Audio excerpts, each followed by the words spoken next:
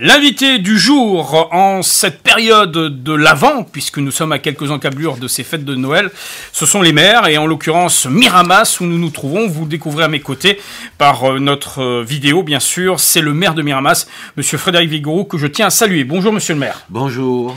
Alors, monsieur le maire, beaucoup d'actualités en cours sur votre commune. Avant de même d'avoir dans une deuxième transition l'aspect festif de ces fêtes de fin d'année et le soutien aux commerçants, on va commencer par une nouvelle qui a été annoncée il y a quelques jours lors du dernier conseil municipal, en l'occurrence. Ça a été l'entrée dans le capital de Presstalis, qui a été repris par, bien entendu, les employés de cette société, parce qu'il y avait vraiment une volonté de pluralité et surtout de liberté de la presse et de l'expression. Et je crois que la ville de Miramas a voulu montrer l'exemple. Oui, on a tous été très marqués de la situation au mois de juillet où il n'y avait plus un journal dans nos commerces. Et nous avons eu une discussion avec les salariés de l'ex-Presstalis sur la nécessité de continuer à faire en sorte que tous les habitants de notre commune puissent avoir la liberté de choix dans la presse qui est libre et indépendante dans d'autres pays. Et donc il était très important pour nous de préserver cela. C'est pour ça, modestement, mais comme d'autres communes, je pense, nous allons être plusieurs, je sais qu'il y a la région notamment, nous allons être plusieurs à prendre des participations dans cette... autant que la ville, hein, pas tout à fait. Vous avez été le précurseur. Pour participer à cette reconstruction et faire qu'il y ait une diffusion à travers une forme d'organisation très, très coopérative. Quoi. Tout à fait. Je crois que c'est sur une base de 5 000 euros que oui, vous avez voté. Oui, c'est ça. Il y a une particularité. 5 000 euros, ça représente quelque chose. Une part. Mais ça représente surtout le fait que pour les salariés qui mettent les fonds les plus importants, tout à fait. De pouvoir faire en sorte que nos journaux et notre presse quotidienne, hebdomadaire, puissent se retrouver dans nos magasins et dans nos commerçants. En tout cas, cette émulation va certainement se répercuter à travers les communes de la région, car il en va de la liberté de la presse, et on sait qu'en ce moment, c'est un sujet sensible. Oui, c'est un sujet important, et surtout, là, c'est une démarche originale, puisque des collectivités locales, dont Miramas, s'associent pour pouvoir apporter des fonds nécessaires à la constitution de cette coopérative qui porte un nom particulier, une SCIC. Ne me demandez pas, c'est une coopérative de presse et de messagerie méditerranéenne. Voilà. Et surtout, il y a un point qui m'avait beaucoup marqué lors de notre entretien avec les salariés, c'est que j'avais un peu peur que les grandes métropoles, de grandes villes, de grandes masses d'habitants, il y ait beaucoup de candidats pour la reprise et il y en ait moins pour les villes moyennes, dont je fais partie. Et donc, il n'était pas acceptable, cela. C'est pour ça que nous avons décidé de soutenir cette démarche. Alors, une belle démarche, parce qu'il faut dire aussi que cette année 2020 a vu l'attribution à la ville de Miramas d'un 20 sur 20. Alors, chose un peu particulière, parce qu'on est en 2020, donc 2020, et en même temps obtenir cette note, et pas de n'importe qui. On rappelle que c'est quand même sur la trésorerie, sur l'indice de qualité des comptes locaux. Donc oui, le maire, il doit être fier à ce niveau-là. Moi, je suis très content du travail qui a été fait entre la trésorerie et les services comptables de la ville et financiers. C'est la preuve d'une grande rigueur, d'une transparence, d'un suivi. Et c'est très important que entre les services de l'État et nous, on puisse avoir cette complémentarité et cette transparence. J'en profite d'ailleurs, puisque vous me posez la question, pour dire que je refuse la fermeture de la trésorerie de Miramas, comme dans celles qui sont dans le département prévues, que j'ai d'ailleurs écrit au président de la République, que j'ai écrit au Premier ministre, que j'ai écrit au... C'est un service public. Et c'est surtout... Ça se sait peu, et vos auditeurs doivent le savoir, il y a une très grande proximité de travail entre les trésoreries et les communes. Nous ne sommes pas une petite commune à Miramas, je suis la 10e du département, on n'est pas loin des 30 000, et nous avons besoin de cette proximité, outre la proximité évidemment des habitants pour avoir un service public de l'État.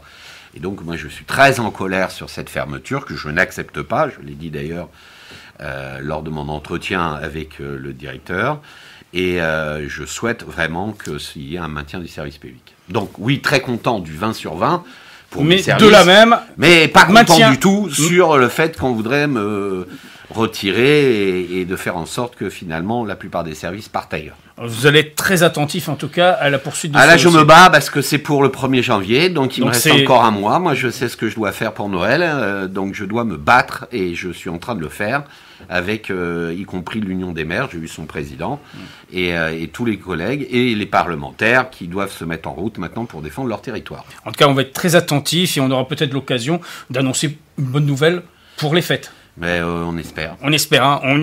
En tout cas, on sera très attentif à l'évolution du dossier concernant de la trésorerie sur Miramas. C'est un des dossiers. Vous avez été à de nombreuses reprises le fer de lance des combats menés, que ce soit au niveau des cheminots ou à l'adresse de la police sur la commune de Miramas. Gageons en tout cas que ce sera encore une fois un acte positif que nous aurons à dévoiler en fin d'année. Alors justement, ceci n'est pas possible sans avoir, il faut le dire, une émulation de l'ensemble de la population. Et cette émulation, on la retrouve aussi dans cette vie associative qu'il faut soutenir dans cette période difficile. Et là, je sais que vous avez mis quand même en place un tissu social sur la commune pour pouvoir permettre la vie de ces associations. Et il y a plein de modalités qui ont été mises en place.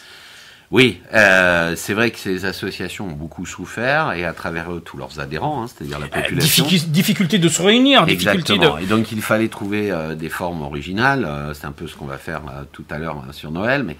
Et donc je suis très heureux qu'il y ait eu des approches pour à la fois faire du sport chez soi, par Internet, notamment le sport santé, qui a été suivi sur ordonnance, qui est fait, tout le travail qui est fait par l'OMS et l'ensemble des clubs.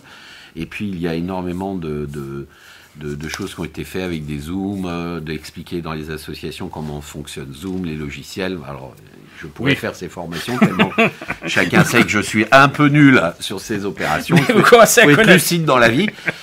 Mais globalement, tout le mouvement associatif s'est mis en route pour pouvoir justement répondre à ces sollicitations. Et je crois qu'en ce moment, on peut encore solliciter. D'ailleurs, dans le domaine sportif, il y a l'Office municipal des sports qui se met à son actif, donc pour les guider, pour aider les différentes structures. Bien sûr, et puis aussi tout ce qui est fait dans le sport scolaire, parce que oui, parce qu'il ne faut pas oublier. Il faut pas oublier. Les écoles primaires et maternelles, la ville est présente à travers des animations, des animateurs, des étapes, et on fait en sorte que l'activité physique, comme l'activité culturelle, puisse se faire dans les conditions de sécurité.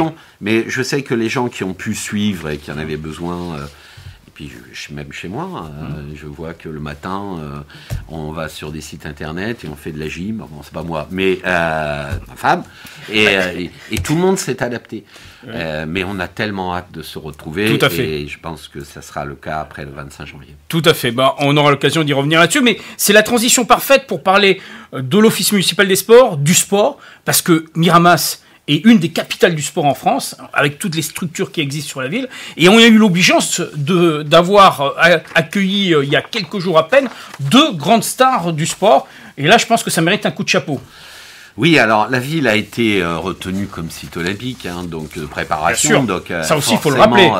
Forcément, elle avait 2024. été quelques mois plus tôt ville européenne du sport, je le rappelle, aussi. À la taille de notre ville.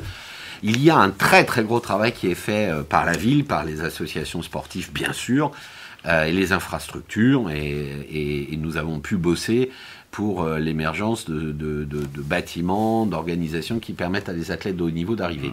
C'est les premiers qui commencent à arriver. Mais il y a eu Beryl, il y a eu Kevin. Alors, Beryl Gastadello, elle est presque née ici, elle est née juste un petit côté salon, mais enfin c'est quand même une Miramassienne pur jus.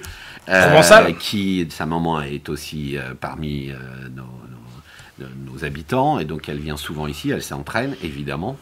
Et elle aura certainement des médailles aux Olympiques. Il y a aussi maintenant des sportifs d'autres sports qui viennent s'entraîner. Donc, il y avait le fameux décathlonien que tout le monde connaît, qui est venu s'entraîner à Miramas. Il y en a d'autres qui arrivent. Il y a l'équipe de France para-athlétisme qui vient tout à fait, parce que le para-athlétisme est une notion importante. Et pour nous, oui. L'handisport est important. Oui, tout à fait. Et la ville fait pas mal de choses dans le handicap avec... mon élu Fadela Oumer, mais nous avons énormément l'envie d'avoir tous les sports et pour tous. Donc le sport pour tous, c'est aussi le sport adapté, et donc pour des personnes handicapées. Et je suis très très heureux que la Fédération française d'athlétisme paralympique ait pris Miramas un peu comme un site.